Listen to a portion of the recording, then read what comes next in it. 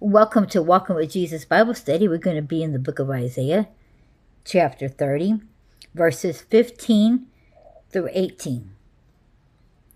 For thus saith the Lord God, the Holy One of Israel, in returning and rest shall be ye saved. In quietness and in confidence shall be your strength, and ye would not. But ye said, No, for we will flee upon horses. Therefore shall ye flee, and we will ride upon the swift.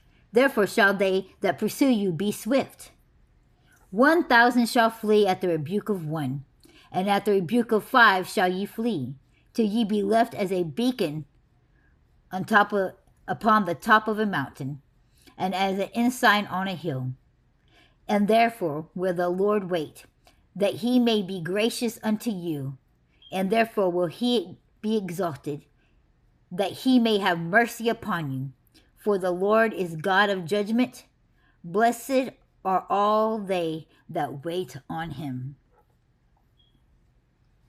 Many of us like to take things and situations and place them into our own hands, believing that we have the strength and the ability to do such things, to overcome such things, to be victorious, that God has blessed us with this ability to do so. And we are not completely wrong, because God has blessed us with the ability to do so. But to think that we can do anything without him is crazy. For it is written that we are nothing without God, that we can do nothing without God, and that we can be nothing without God, and that those who exalt themselves are quickly found humbled, and those that humble themselves will quickly be exalted. God does allow us to be in high places, to have certain things.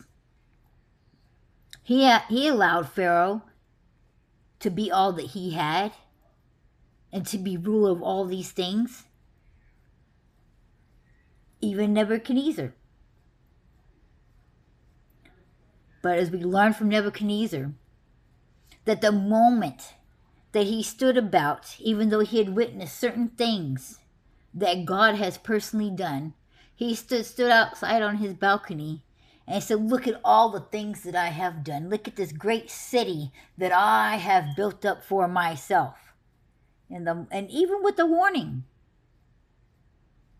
that God had given him in dreams, said, you will be humbled. Because the moment that you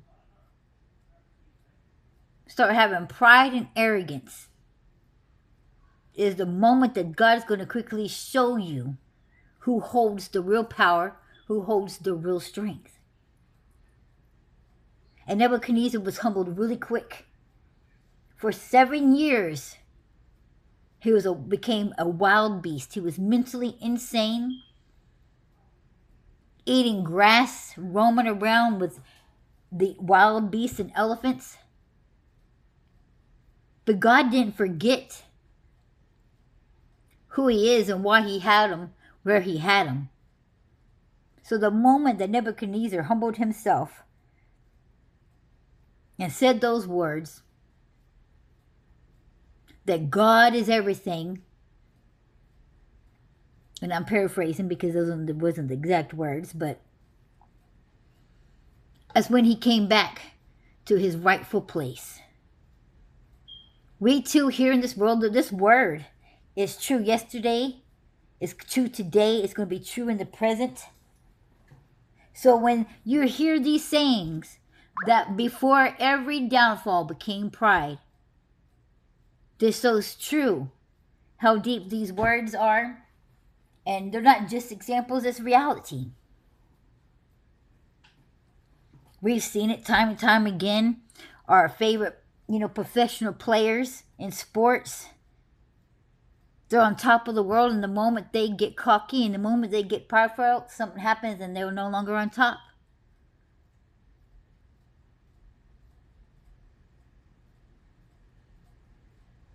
We've all seen those people. Eventually they will fall.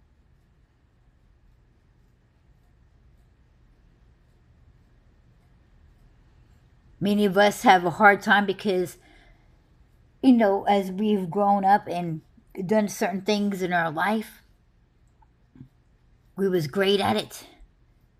We was in the top dog position, either in between 5th to 1st place, no matter what we did.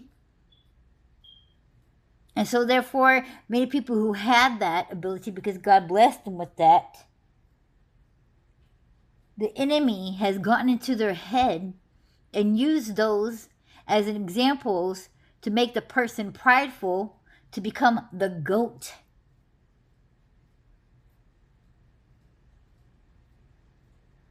Thinking that they're above the rest, but nobody's above God.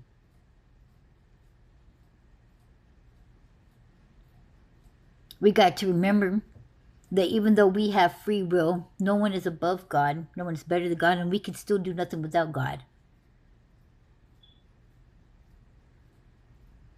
He is the only reason that any and everything exists.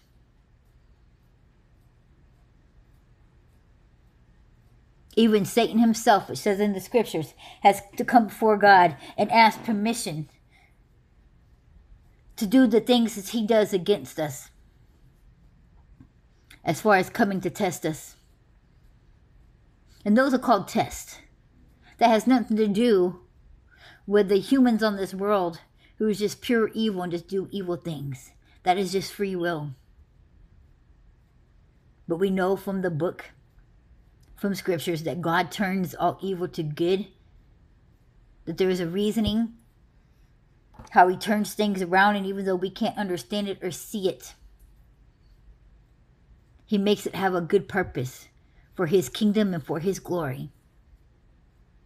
The problem is that when we lean too much on understanding, is that we see it from our point, from our mind, from our feelings, and from our knowledge.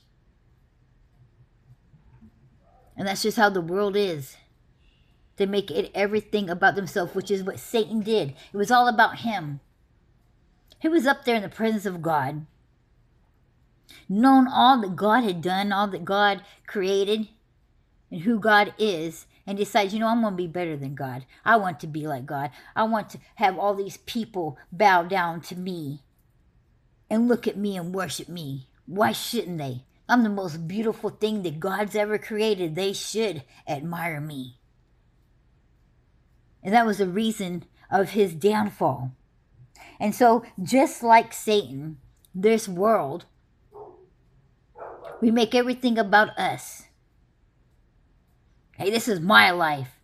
I'm not going to allow this to happen to me. And it's me, me, me, me, me, me, me. Look at me. I am the GOAT.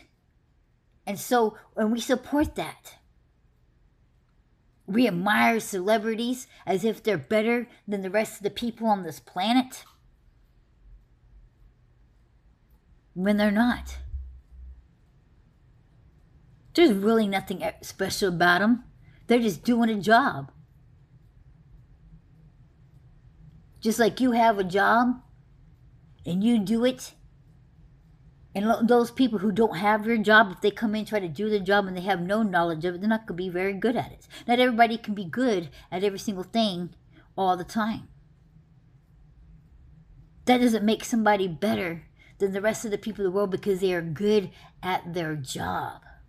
It just makes them really good at that specific job. Hence why they have that job, because they are good at it.